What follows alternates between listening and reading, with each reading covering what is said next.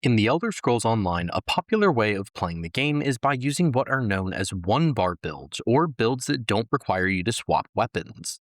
This can be a great way for players who want or need more accessibility options to still have fun and enjoy ESO's combat system.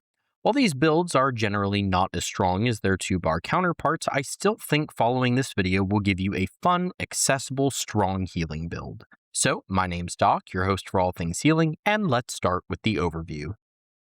So, as I mentioned in the intro, this is a one-bar healer build. We'll be using the Oaken Soul Mythic Ring to lock ourselves to just a single weapon and skill bar, but we'll get a lot of passive buffs that will increase our healing, defense, and sustain as a result. As I've mentioned in other videos, while I will be demonstrating this build on my Templar, I've got sections covering every class, so feel free to skip around if you need to. Another thing that I touched on in the intro but want to mention again is that one-bar builds are generally not going to be as strong as their two-bar build counterparts. For support roles like healing and tanking, this is especially true. It doesn't mean you can't find plenty of success and enjoy some pretty difficult content using this build. It just means that this build will have to miss out on some buffs and skills that would generally be expected of a healer to bring, leading to some difficulty in completing high-end content. Anyway, with that being said, let's go ahead and move on to our race and class masteries. So when it comes to your race, fans of the channel know that I like to use the Breton for their excellent sustain, though race isn't super important when it comes to builds, so if you're using like a Nord or High Elf or Argonian or something, that's totally fine too. For our class masteries, let's start with the Templar. The first is Bright Harbinger, which grants us and our allies weapon and spell damage when we cast a Dawn's Wrath ability. Then, we have Bastion of Light. This gives us some strong self-healing, but more importantly, even stronger ultimate generation. Next on the class masteries is the Arcanist. The first is Inkscribe's Verve, which will generate Crux for us and grant our group members major force through healing and overhealing. Then, we also have Erudite's Rigor, which upgrades Fate-Woven Armor to debuff our enemies, buff our allies, and grant us ultimate. Up next, the Nightblade. First, we have Nocturnal Inspiration, which grants us a chance to receive ultimate when we proc the Hemorrhage passive. Then we have Share the Spoils, which upgrades the transfer passive to grant group members resources and ultimate. Then we have the Warden. First is Bountiful Harvest, which upgrades the Nature's Gift passive to grant us and our group members extra resources as well as major heroism. Then we also have Tundra's Maw, which will cause enemies that we apply the chill status effect to also be affected by major brittle. Then, next we have the Necromancer. The first mastery is Veil's Forfeit, which allows us to use a corpse-consuming ability on an ally for 10 seconds when we heal them when they're below 66% health. It also extends the duration of major vulnerability we apply by 50%. Then, we have Malevolent Promise, which upgrades the corpse consumption passive to mark the closest enemy for 6 seconds after activation, and marked enemies can have corpse consuming abilities used against them. Up next is the Sorcerer. First is Sphere of Influence.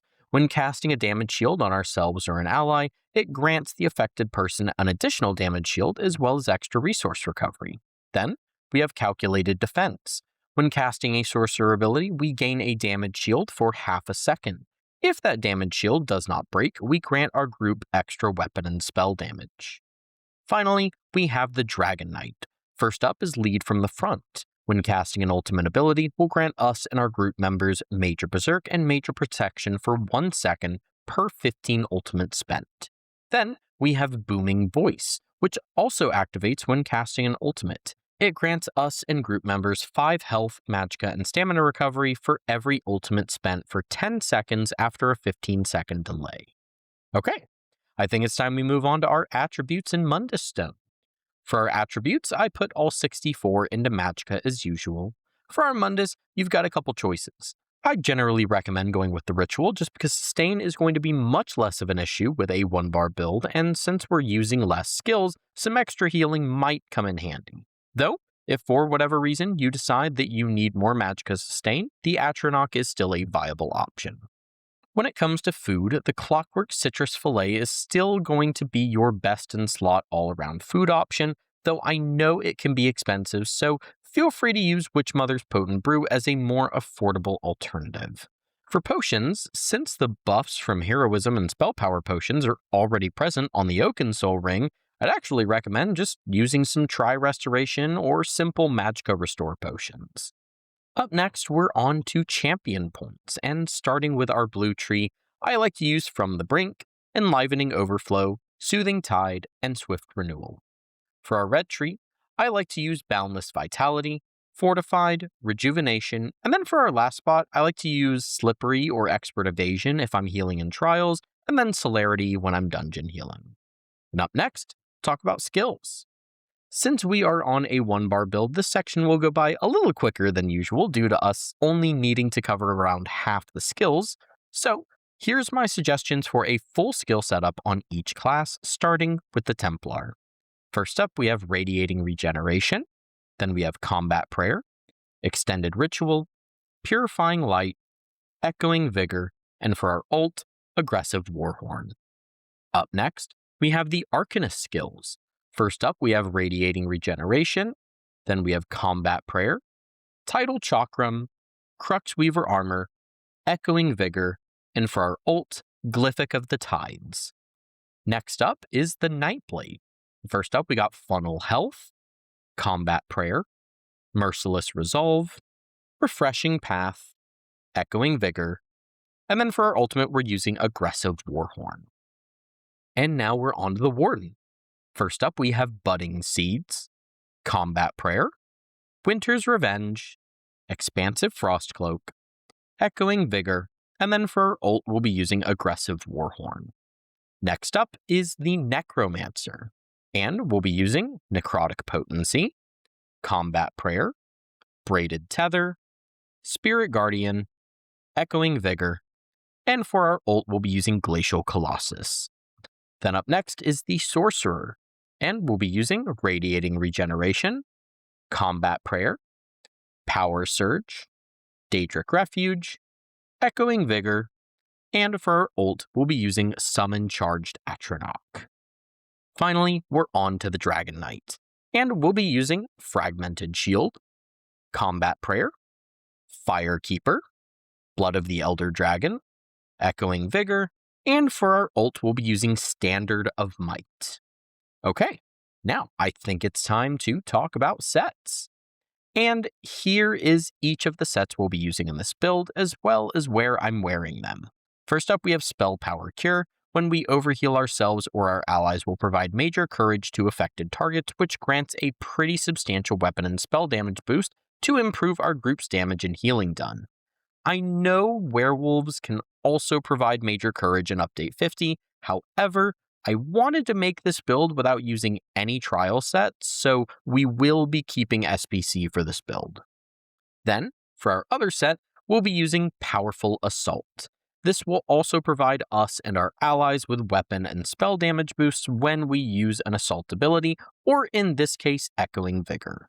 Then, as I mentioned in the overview, we'll also be using the Oaken Soul Mythic Ring to lock ourselves to a single skill bar. And finally, you'll want to use one piece of something. One piece of the trainee set, or just a single piece of a monster set will work beautifully here. I'm using one piece of Ozazen the Inferno just to add a little bit of extra Magicka recovery, but you've got plenty of options here for what you want to use. And here is where you can get your hands on every single one of those sets. As usual, please feel free to take a second to pause to read. Also, if you have any questions so far, please don't hesitate to ask. There are no dumb questions here, my friends, so ask away. All right, I think we should go ahead and move on to armor weights. And I think objectively, 5 or 6 light and then 1 or 2 medium pieces will still be your best bet, though I'm still partial to 5 light, 1 medium, and 1 heavy, but that's because I tend to solo queue. Ideally, healers shouldn't take enough damage to need extra health and armor, but when you're running with randoms, you never know when it might come in handy, so having extra resources can be helpful there. For traits and enchantments, I like to use the Divine's trait with max magic enchantments on my armor. For jewelry, I generally recommend either the infused or arcane traits with either the spell power or magicka recovery enchantments. And if you're a Nightblade and you want to take advantage of the catalyst passive, please feel free to use the Infuse trait with the Potion cooldown enchantment. Then, for our Restoration staff, you can use either the Powered or Decisive trait with either the Berserker or Absorb Magicka enchantment. And of course, we don't have a second weapon, so we won't be talking about a Destruction staff this time. And that was my PvE 1-bar healer build for Update 50. I've already got the PvP 1-bar healer build in the works, so stay tuned for that. As always though, I hope you enjoyed the video and found it useful. Don't forget to check out the link in the description to follow me on stuff and join my Discord server. Before we head out, I also want to give a shout out to my Patreon supporters as well as my YouTube members. Thank you guys for your continued support, and I appreciate y'all. I think all I've got left to say is that I've been Doc. Take care of yourselves, be good to others, make sure to do something nice for yourself today, and I will catch y'all in the next one.